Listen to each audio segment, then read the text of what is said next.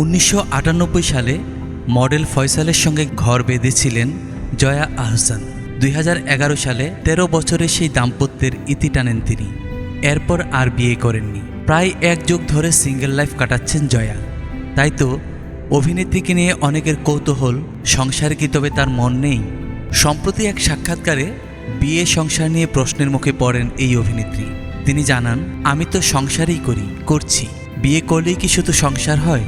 আমার দায়িত্ব আছে এত তা সংসারের চেয়ে কম কি? আমি তো এসব করেই সময় পাই না। সবাইকে বিশ্বাস করতে হবে বিয়ে করলেই সংসার হয় না। জয়া আরও বলেন, আমিও তো বিয়ে করে সংসার করেছিলাম, সেটার স্বাদও আমি নিয়েছি। এখন এই সংসারটা করছি, এটাই মন্দ কি?